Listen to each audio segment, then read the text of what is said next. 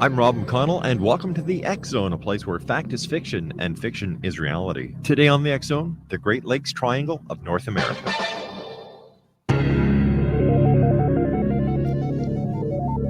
Found in the heartland of North America, these landlocked yet connected lakes, which eventually empty into the Atlantic Ocean, have become the scene of more mysteries involving ships, aircraft, people, UFOs, ghosts, and phantom ships than the Bermuda Triangle. 1/16th the size of the Bermuda Triangle, Lady John Graves Simcoe was the first European to chronicle the strange orbs of life that have been seen above and below the waters of Lake Ontario. First Canadians tell of great cities which surrounded the Great Lakes where men flew without wings. The Great Lakes Triangle of North America, one of the world's greatest mysteries, right in our own backyard. Welcome to the X Zone, a place where fact is fiction and fiction is reality. Now, here's your host, Rob McConnell.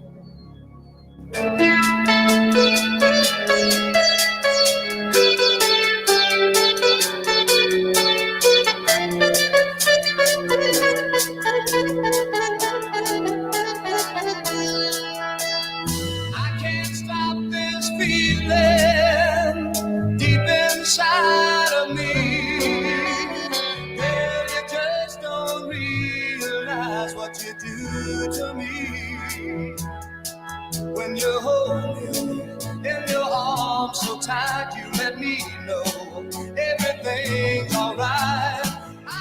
And welcome back to the X Zone, everyone. I am Rob McConnell, coming to you from our broadcast center and studios in St. Catharines, Ontario.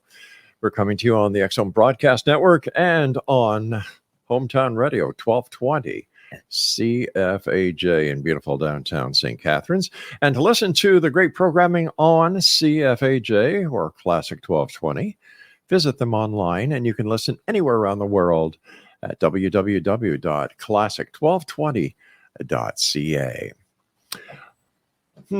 All right, the first hour we talked about reincarnation. This hour we're going to be speaking to Todd Wilcox.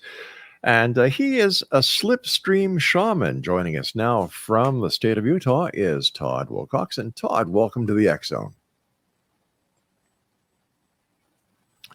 Hi, Rob. Thanks for having me. I'm so excited to be on and chatting with your listeners tonight.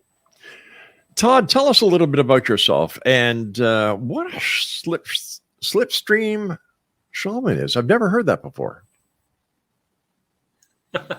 Well, that's because I made it up. And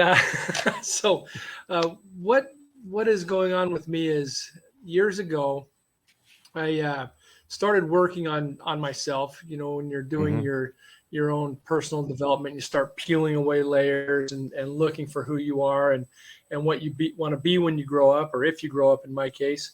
And what I realized was as I started to learn about meditation and shamanism, was that my purpose in life was to help.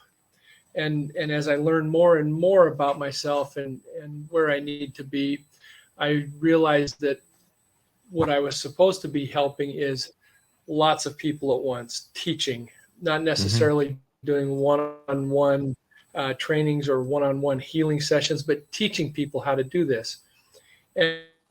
And with the Slipstream shaman, everything I do tends to be fast. And I studied different things, hypnosis, NLP, different healing modalities.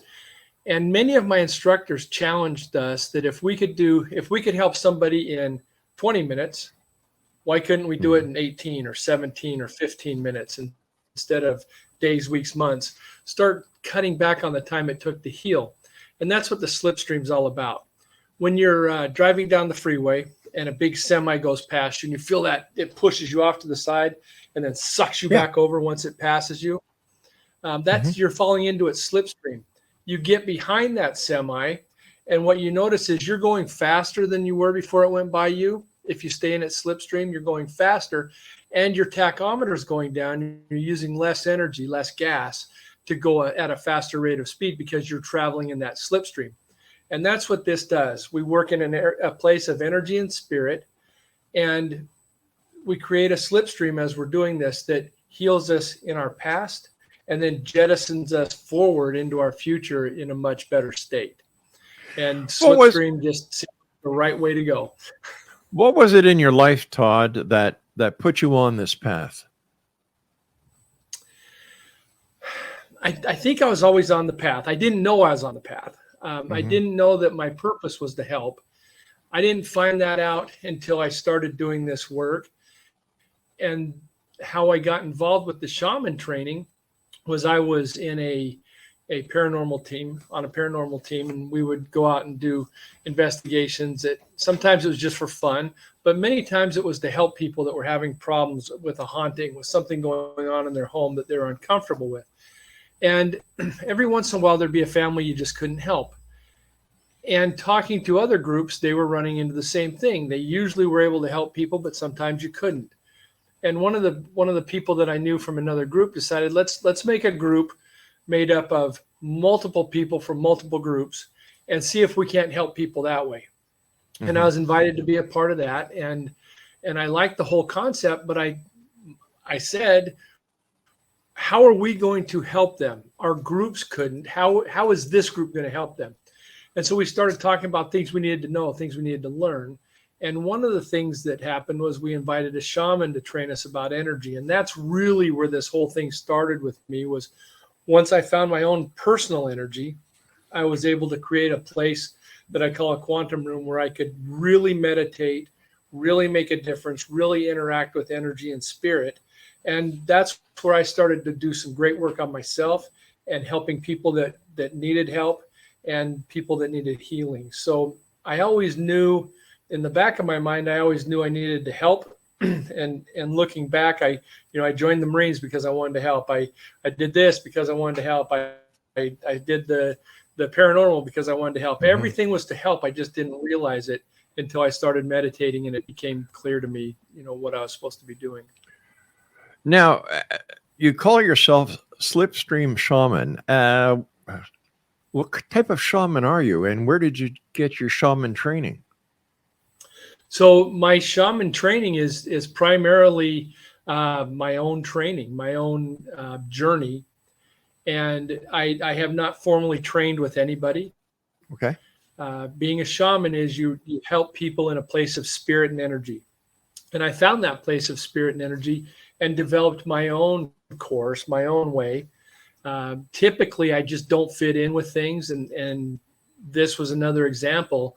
I don't really fit in, I don't fit in great at work. I don't fit in great in a lot of things. And same with shamanism. No one program, no one offshoot of shamanism rang 100% true for me. And so I developed my own. And that's where Slipstream Shaman came in. And I wanted it to be fast. We work in an area of quantum energy. And that's all about speed. So that's where the Slipstream part came in. And being a shaman, and it's funny because I didn't really call myself that. That was the name of my book, Slipstream Shaman. And then people started calling me Slipstream Shaman because of that. And so that was just kind of an organic thing that happened. That wasn't by plan or design. I just fell into that name after talking to people about the book and what I did. I understand that about 20 years ago, you met with a shaman for training. However, the training didn't go very well. How come? Well, and again, like I told you, I don't fit in. And I listen to what people say. And as she was doing the training, she was telling us, the group, here's what your energy is going to feel like. Here's what your energy is going to look like as we were searching for our energy. And it wasn't what mine felt like or looked like. Mine was at that time light blue. She was saying it was going to be red. Mine was cold. She was saying it was going to be warm. And as she was talking and trying to really force us to see her version, I disengaged. But I did pay attention to what she was teaching, the process of what she was teaching. So when I went home, I started doing it on my own. And I found my energy. And after I found my energy, that helped me get aligned to where I could go to a special place that I call a quantum room. And that's where I really do my meditation. And I just get separated from everything. Time is different there. Sometimes my physical body is 5 minutes takes place, but in the quantum room, it feels like 2 hours did. And other times 2 hours take place on my physical body, and it feels like I was only in that place for minutes. So time really is completely different once you get into that special place of energy and spirit. You claim that you've helped thousands of people align their energy to help themselves heal. How do you do that? How do you heal all these people?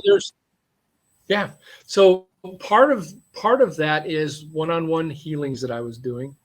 Part of that is teaching people how to do healings, how to heal themselves. And so, like I said earlier, I've moved away from the individual stuff. This last year, it was funny. I would be on a podcast, a radio show like yours, and I would offer a free healing for people. I've never charged for the healings, but I would offer a free healing. And after every show, I'd get 1 to 15 maybe requests. Something happened this last winter, the winter of 2022, and virtually every show I was on, I was getting hundreds of requests. I got thousands of requests for healings over the winter. And in reality, I could do 2 to 6 healings a day. I started trying to do more to keep up with this avalanche of requests. And I kind of burned out my ability to do it. I had to take a month off of helping people align their energy. And when I call it healing, it might not be the correct term. It's more of an alignment. I help people get their energy aligned so that they can heal, is a more accurate statement. But between just people hearing what I do and asking for a healing, hearing on the radio and podcasts and asking for a healing, I've absolutely lost count of how many have asked for them that I've done.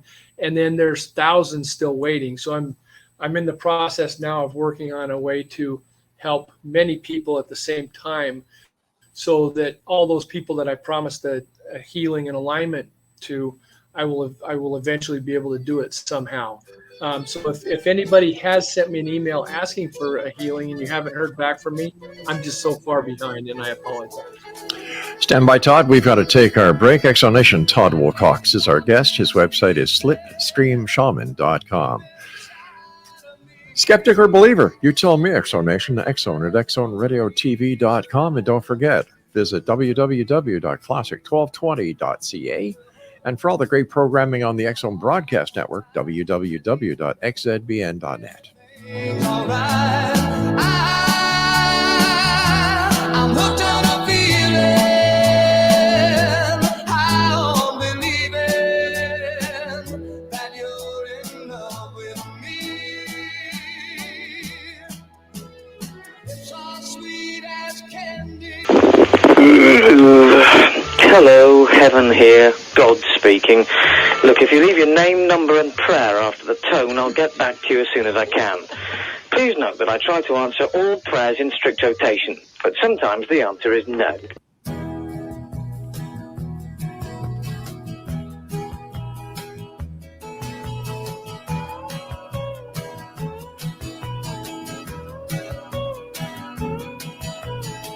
I like the way your sparkling earrings lay against your skin so brown.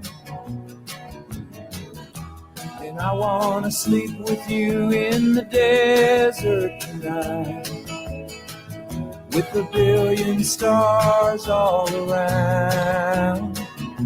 'Cause I got a peaceful... Todd Wilcox is my guest, Exonation, www.slipstreamshaman.com. Todd, what kind of healings have those who have come to you for your help? What kind of healings have they received?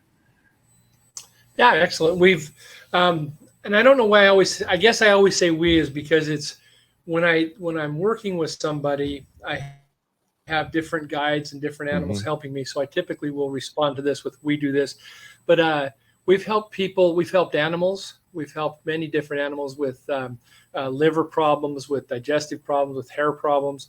We've helped humans with virtually everything. For some reason, hearts really work well with this type of energy. When I'm working with people that are having heart trouble, they seem to respond really, really well. I've helped a young man that had 2 he had organ transplants and helped him turn the corner so that he came out of it okay. Almost anything you can imagine. Anxiety, a lot of anxiety. Almost everybody that's asking for help right now has something to do with anxiety. They're worried about work. They're worried about school. They're worried about, am I ever going to be able to buy a house? Are my kids going to be able to buy a house? There's a lot of anxiety and a lot of angst out there right now. And that's a big part of what I'm working on now. So how does it work? If I was to call you up and say, hey, Todd, I'm stressed out totally, which I'm not, I might add. Okay. But if I was, how would you be able to help me? Okay. So what would happen is you would, you reach out to me and you ask me for help. What I would do is when I go into my quantum room, I would find my energy, cover myself in energy, go to my quantum room. And in that place, I would invite you to join me. Now, you're physically not going to walk in, but there's a part of you, your essence. Maybe it's your spirit. Maybe it's your energy. I'm not sure exactly what it is that's a part of you comes into that quantum room with me. I have different animals that help me look for things that are going on with you. I have a beagle. She was a dog that I had passed away many years ago that has a great nose and could find anything. So she is usually the part of this whole thing that finds the problem. She'll be sniffing around you, finding something that's not quite right. And then we deal with it. And so what she might do is maybe she'll find something on your knee that looks like say an acorn, and she'll pull it out.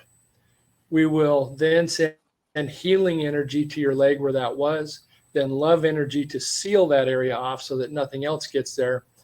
And then we focus on the thing that was on your leg. And what I call these things are companions. These started out as something that was positive that over the years has started to cause you trouble. And so then we would focus our energy on this thing that looks like an acorn, clean it up, fill it with love energy, and then it usually will change into something else. It might change from an acorn to a fish or maybe a star. But it's what is happening is it's returning to its proper energy state. It's going back to a state of energy that can go off and help somebody again like it did the first time.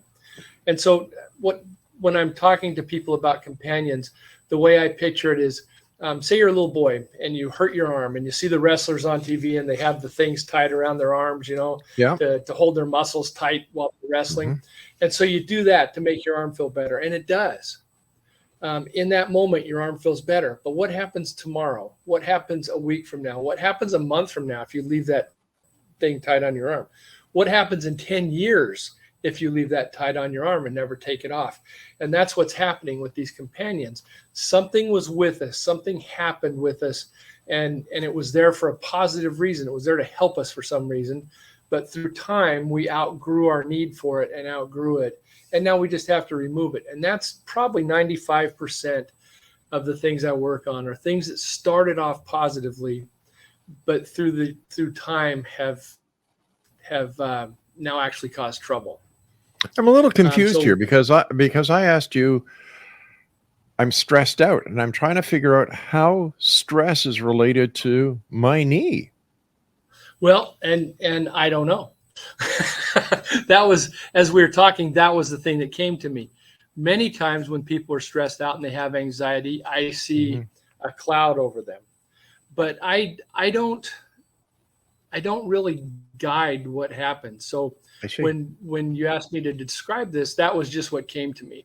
And so I don't know, maybe, could be you're stressed out about your knee, or maybe that's just where it's manifesting. Maybe the stress is locked up in your knee, or maybe there's nothing at all to do with your knee, but that's just where I picture it when I'm doing the work.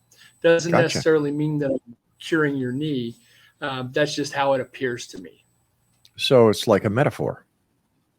Exactly. Yes. Yeah. An energy metaphor. So do you do this using Skype, using Zoom, telephone, or email? How do you do this? Most of the time it's email. For people that hear me on these shows, most of the healings I did before I started doing podcasts and radio shows and that, most of it was just word of mouth. Somebody would say, hey, my cousin's having problems and he would like you to help with this. My neighbor's dog is having problems. Can you help the dog? So it was just by talking to people. When I do the email work, I have not done any Skype yet. Every once in a while, somebody will ask for this, and I can't quite connect with them. So I'll make a quick phone call, and that little bit of interaction is enough to get things going. But for the most part, just from an email and a name and a request, they've set the intent. And really, when healing begins is when you intend for it to. It's all internal. And so when people set the intent and get with me, then I can find their energy and do this work. And we can do it through email. It's not as easy for me. It takes more energy than if I knew somebody. But space doesn't matter. I've helped people all over the world in many, many different countries. So being a long way away from me doesn't affect it at all.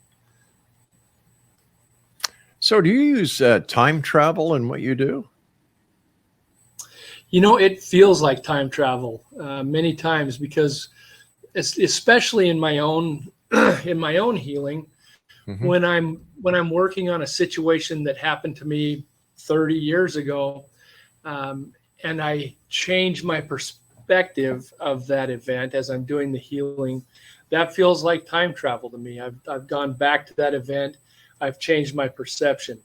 My brother and I, we talk about things that happened with us when we were kids. He has one version of it. I have another. We're in the same room or in the same car or in the same place. And we each have really different perspectives of what happened. And so really, with a lot of our healing, a lot of our trauma, it's our emotion, it's our perception of what happened.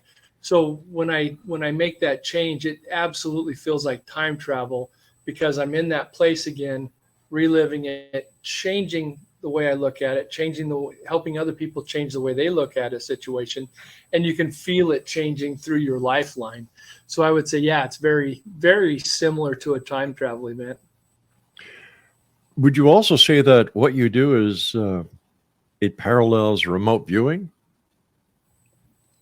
Yes, and associative remote viewing, where you're picking up information from something that is, when you're doing the remote view exercise, is something that has happened many times with me. I was telling you about the young man that had the organ transplants, and they asked me if I could reach out to him, and I did. I reached out to him. I could feel him. He was in the room with me. He was very gray and tired. And as we were working, really, we didn't look for problems with him, because we knew what the problems were. We just fed him energy, just fed him healing love energy until he was overflowing and it was coming out of him. Once that happened, he moved to the side, and there was another little boy in the room, in my quantum room. And he was really tired looking, very, very worn out. And we started doing the same thing with him. He stood up straighter, felt better. Right color came to him. And then all that love energy that we were feeding him went off into 6 different streamers, which I believe he was sending that love to his family. This turned out to be the donor. And as he was sending that energy to his family, and I could just see how happy he was, I thought, you know what, I need to know his name. And I asked his name, and I just kept getting a letter. And I'm not going to tell you the letter he said for to stay confidential, but we'll just say he said C. And so I'm thinking, okay, is his name Charlie? Is it Cedric? And I'm thinking of all these C names. And I said, what is your name? C. He just kept telling me C. And the next day, I'm talking to the nurse that asked me to reach out to the boy that received the organs, what the donor's name was. And I said, and I know you probably can't tell me, but he kept telling me it was a C. And I said, is it Charlie? Is it something like that? And she laughed and said, no, his name's Cece. And so I was hearing him say C, but I wasn't picking up that he was saying it together. It was a different letters, but that is a form of associative remote viewing. And it's one of the happiest things that I ever did. The little boy that was in trouble, that things were rejecting and was getting bad. The next day he was up and walking. He was out of the hospital in less than a week. And I'm not saying that I just made everything work as if by magic. What I think happens, what I think I do, is I'm basically the straw that breaks the camel's back. The doctors are doing their thing to help him heal. The boy's doing his thing to help him heal, but it's just not quite there. And I'm that last piece that helps it all work. And that's Stand by, really Todd. We've got to take a break. Exonation, Todd Wilcox is our special guest. Slipstreamshaman.com is his website. This is the X Zone. I'm Rob McConnell. We're coming to you on the X Zone Broadcast Network and on classic1220.ca. That is Classic 1220 CFAJ in St. Catharines, Ontario, Canada. Don't go away.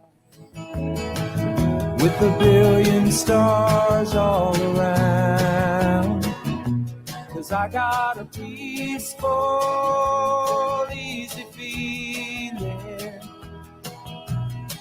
that I know you won't let me down, 'cause I'm already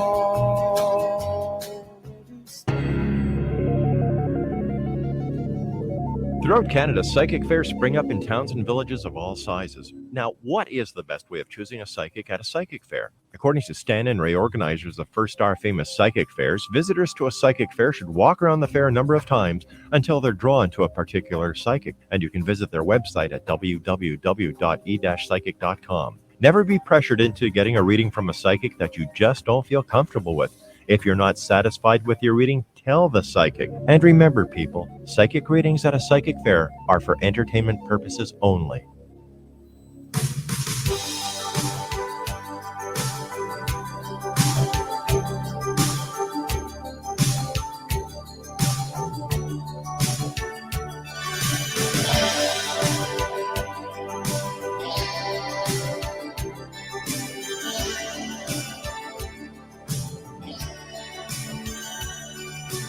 Up until now, I've learned to live without love.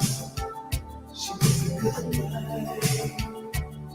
Like a ship without a sail, wandering aimlessly lost. Welcome back, everyone. Todd Wilcox is our guest. He is the Slipstream Shaman himself. His website, slipstreamshaman.com. Todd, I understand that you are also part of a paranormal investigation team and that you have had a UFO experience, alien contact, and there's someone that you deal with, hundreds of encounters with an entity that you call Watching Man. Tell us about Watching Man. Yeah.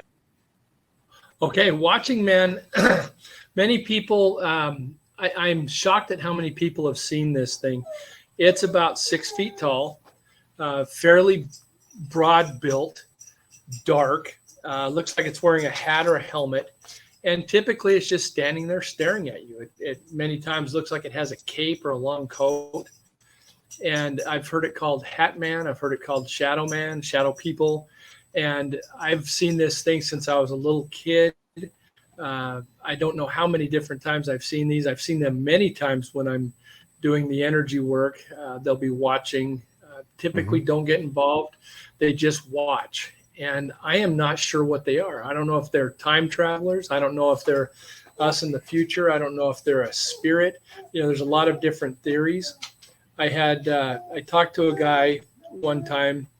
I've entered in addition to seeing them so many times, I've talked to hundreds of people that have, as I was preparing for a book that I didn't finish up with. But one of the people I talked to described seeing one of these at the foot of his bed, and he was, he woke up, saw it, it was looking at him, and while he was laying there just looking, it walked towards him, through his bed, through him, until it was completely through him to the wall behind him.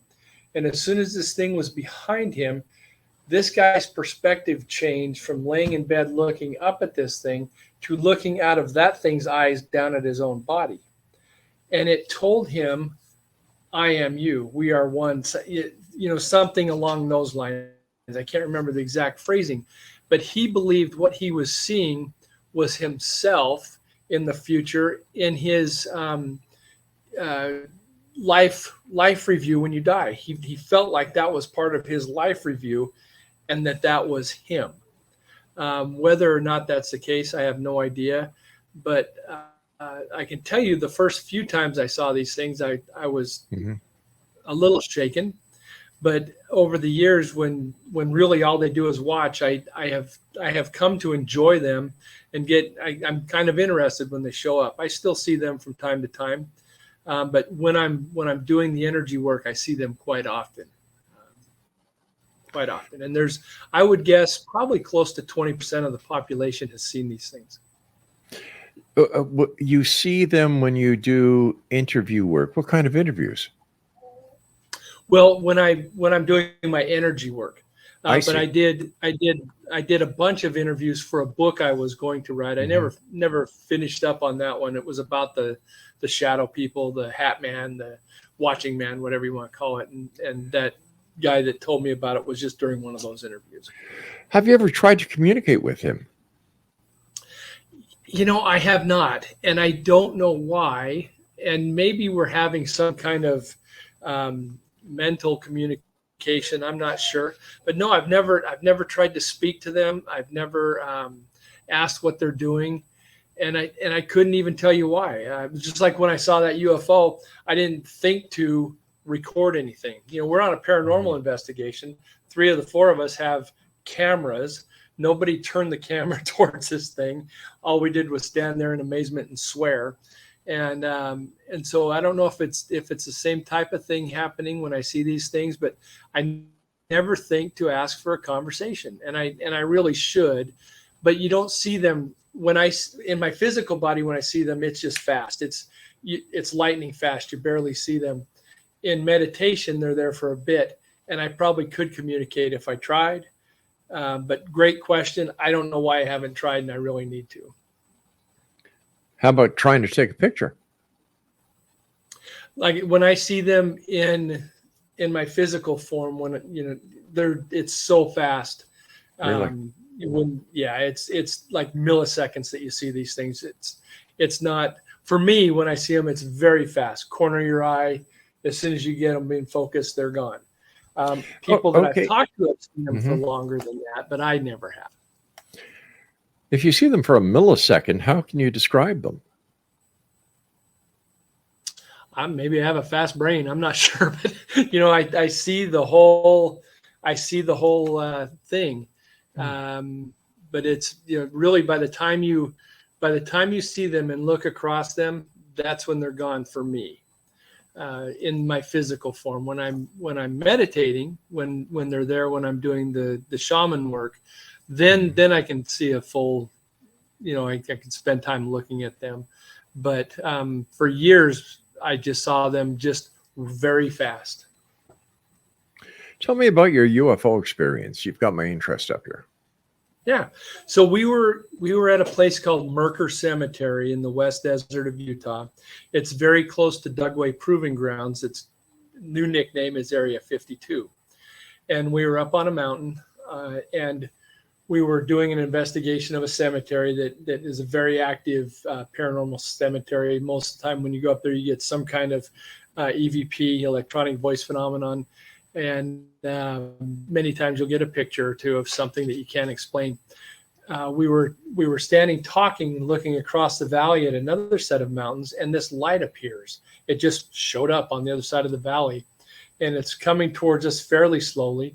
It didn't look like when you see a plane or you see a helicopter and they've got their headlights, for lack of a better term, on. You know what that looks like. Mm-hmm. This thing had a light that was shining straight down from it, and you really couldn't see the source. The light was coming down. It went across the valley. It went over us. It was maybe, it was less than 20 yards to the side of us, and it looked like it was maybe 80 feet to 100 feet high. I could not see what the ship or whatever it was looked like, but the light that was coming down was very bright. And the odd part is you could see this column of light, but you couldn't see where it touched the ground. So it came down, but it just kind of diffused and was gone. And as soon as it got to the mountain behind us, it just disappeared. Just like it appeared on the other side of the valley by a mountain, it got to got past us on the mountain we were on and just disappeared. I don't know if it took off fast. I don't know if the light just went out. I don't know if it went through a portal or something. I don't know what happened, but it was just gone, instantaneously gone.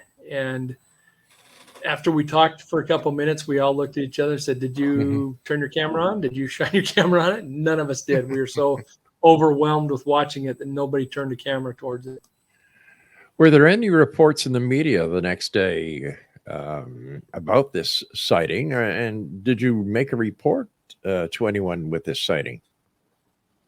No, we didn't contact MUFON, anything like that. It was, we talked to the people in our different groups. There was myself and another guy from my group, and then two other people that were each from another group. So there was 3 groups represented. We talked to our own team members, but we didn't call the media or anything like that. And we didn't report it to MUFON. And it's a very remote area we were in. Mm-hmm. So there wouldn't have been a lot of opportunity for other people to see it. But as a paranormal investigator, weren't you curious to find out if any reports had been made to the local sheriff's office, if anybody had seen any weird radar tracks at air traffic control, something to collaborate what your sighting was? That would make a lot of sense. I was so excited to finally see what I would call a UFO, whether it was terrestrial or extraterrestrial, I don't know. Sure. I was so excited about it. All I wanted to do was talk about it. So yeah, I went full knucklehead mode, and people are always saying, why don't we get pictures of Bigfoot? Why don't we get pictures of that? Yeah. Here we are, guys, with cameras in our own hands, and we didn't do it because we were so in awe of what was happening.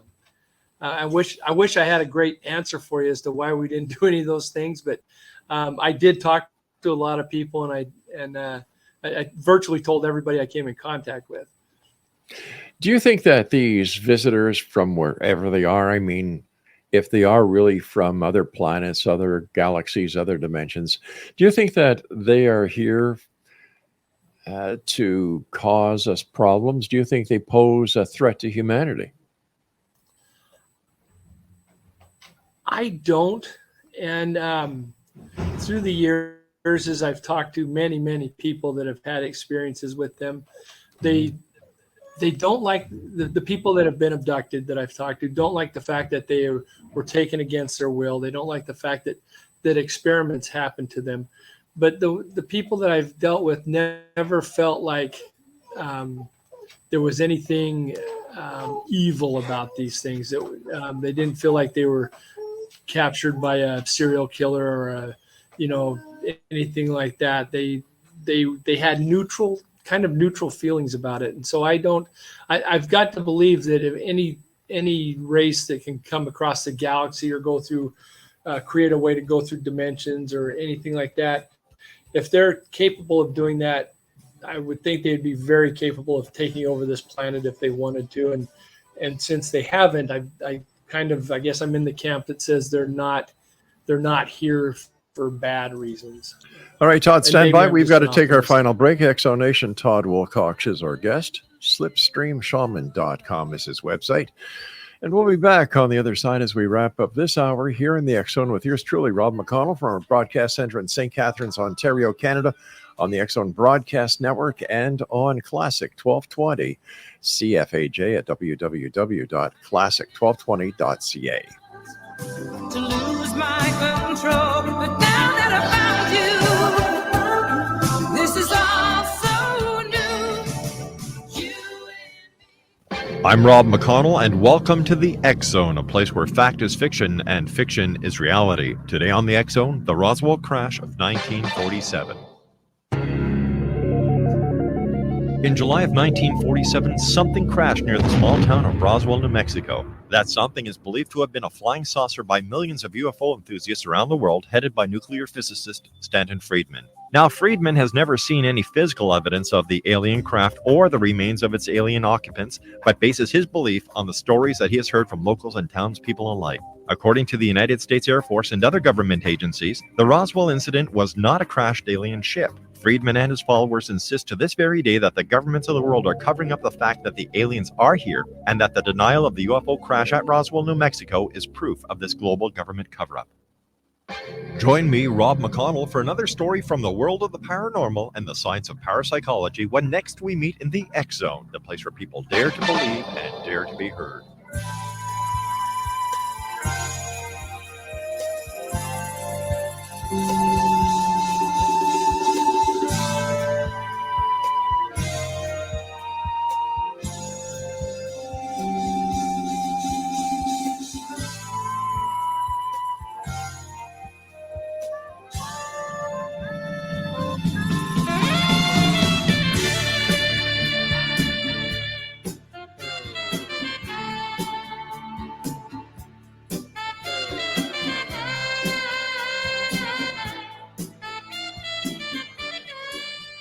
Welcome back, everyone. Before we get back to our guest, I'd just like to remind everyone that the X Zone Christmas Shopping Mall is now open at www.xzonexmas.com. That's XZONE, XMAS.com. And the current edition of the X Chronicles newspaper is also available at www.xchronicles.net. That's XCHRONICLES.net. And once again, for all the broadcast shows on the X Zone Broadcast Network, visit www.xzbn.net. My guest this hour is Todd Wilcox. He is the Slipstream Shaman, and his website is www.slipstreamshaman.com. First of all, Todd, thanks very much for taking time out of your day to come and join us here on the X Zone. I appreciate it. Oh, I've had an absolute blast. And I love the music, the intro music that you just played, Baker Street. My daughter was a figure skater for a long time, and she actually skated to that intro, was part of her routine. So that brought back some wonderful memories. Thank you for playing that. Oh, it's my great pleasure. I understand that you have had an alien contact, and I'd love to hear that story. Okay. So for years, I would make the joke when I was with groups. I had a radio show for 7 years as well, and I would make jokes about I can't wait until the aliens abduct me. I'm going to let them get me on their ship, and I'm going to take it over. I'm going to commandeer the ship and go explore the galaxy. I'm looking forward to this. And I was a real smart aleck about it, and for years I was talking about this, and I want everybody to know that I am not making fun of the aliens right now. I'm just telling you what happened with me. So I did this for years, and every guest that I would say that to would tell me, Todd, you don't know what you're saying. Don't do this. It's bad. It's not something that you joke about. You need to stop. And these were people that had been abducted. One was Dr. Jacobs, who has done all the hypnotic regressions, and he says, Todd, stop this thing. You don't know what you're doing. And so I did it for a long time, and I was traveling in a remote part of the Southwest, and I love staying at those little L-shaped motels. Oh yeah, and most of them used to have a swimming pool out front. I always go out of my way to stay at those. I loved them. And I'm staying at one of those, and I peek out the back window, and this window's tiny. It's like a foot tall and 2 feet, 3 feet wide. But I'm looking out the back of this motel, and there's all these mangled up. There's old broken cars. There's washers and dryers and refrigerators, just garbage back there. And I watch TV for a little while, turn off the lights, go to sleep. Sometime while I'm asleep, I wake up, and I look at that wall where that window is, and it's gone. There is nothing there. You can walk right at it. And things started walking through the wall at me, where the wall had been, different aliens. There was 3 different sized gray, what we call gray aliens. Mm-hmm. There was a thing that looked like a tumbleweed. There was an insect looking one. They made me get out of bed. Excuse me. They surrounded me and made it very clear that I was to stop making fun of what was going on, and that I was not able to commandeer a ship, that I would not be able to take over things, and I need to stop making light and making fun of this that's going on. And I was quite scared. I was quite nervous. I could not move. They had control of me, and and they said, so that you remember this, you're going to be sick for the next 3 days. And then they made me lay back down. They went out the back where that wall had been. The wall was back, and I went to sleep. I was violently ill for the next 3 days. I felt like I had radiation poisoning.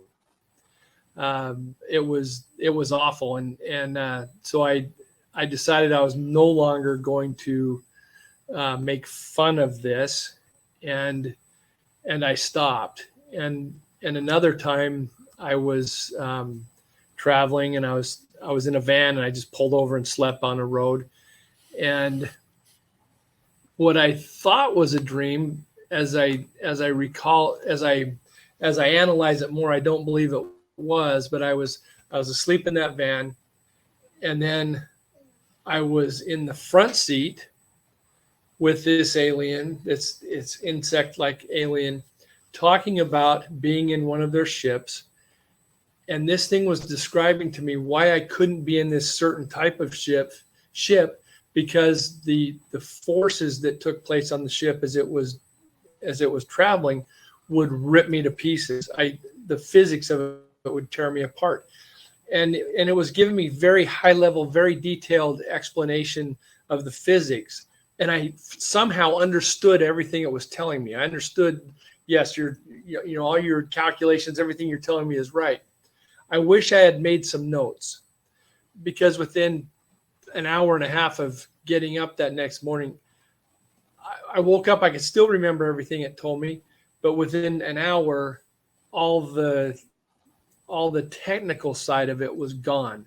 And so I truly wish I'd have made some notes or a recording or something talking about what it told me, because it was crazy how much I understood it and what a wonderful conversation it was, even though there's no way I'd be able to do the math or understand the physics. That's not my forte at all. Wow. There's no way I would have known, but I did. I understood everything it was telling me.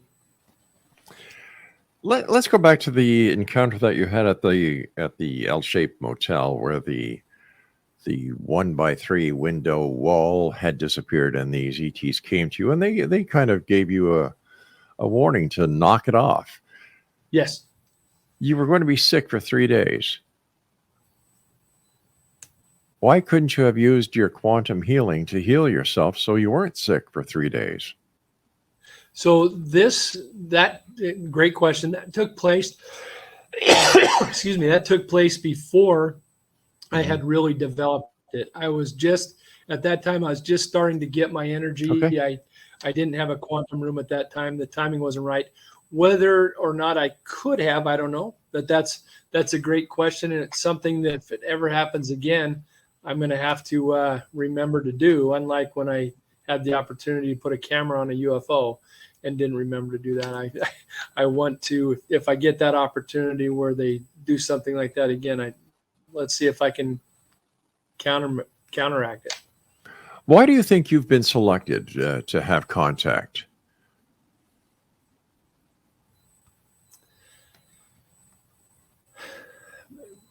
Really good question. I feel like I might have had contact when I was younger as well, but it's the memory of it is bits and pieces. I can't quite say that I did or didn't when I was younger, but part of it was because I was being a smart aleck, and I had a forum where lots of people could hear me, and they didn't like it, so that was why I was selected. And I think I put off an energy that probably attracts and encourages visitation, because I have such an interest. And many people have an interest, but I have that interest. I have that desire to see them. Many times I can remember driving. I love driving at night when there's less cars, and I've seen odd things happening, and I thought, okay, this is it. This here it comes. I'm here. Look at me. This is thinking that it might be a UFO that I'm seeing turns out to be a helicopter or an odd jet or whatever. But I think I've put it out there with my thoughts, my energy that I'm open and interested. Listen, Todd, our time is going really fast. In the next minute, tell us what the message is that you would like to share with the Exo Nation tonight. First of all, thank you for listening to me. And if you boil down what I do, and it's to help. And what I would love to see is people working together, helping their community, helping the planet. Mm-hmm. Let's make things better. We're in the holiday season. When you're in a restaurant or a retail place, be extra nice to the people that are working there. And just remember, they're the ones that showed up. So be nice to the ones that actually came to work. And, they're doing the best they can, and be nice to them, and take it easy on the road. Let that person go by without flipping them off, as hard as it might be. And let's be nice to each other. Let's get along and make this place better. Love it. Love it. Christmas is my favorite time of the year. Todd, quickly tell our listeners how they can find out more about you, where they can get your book, and how they can contact you for a one-on-one consultation. Okay. So if you go to slipstream.shaman.com, you can order the book there. There's a link to Amazon. And unfortunately, I don't do the consultations anymore. I'm working on helping people learn how to do this. Mm-hmm. So I've got a new online course. If you send me an email, slipstreamshaman@gmail, or there's a link at the website, I can give you a link for a friend's discount since you're contacting me through this show. And the book is on Amazon. Todd, have a nice evening. Thank you very much for joining us, and I look forward to the next time you and I meet back here in the X Zone. Take care, my friend. Thanks, Rob. It's been a blast. Thank you, sir. X Zone Nation will be back on the other side of this break as the X Zone continues with yours truly, Rob McConnell, from our broadcast center and studios in St. Catharines, Ontario, Canada, on the X Zone Broadcast Network, and on Hometown Radio 1220 CFAJ at www.classic1220.ca. I know who I want to take me home. I know who I want to take me home.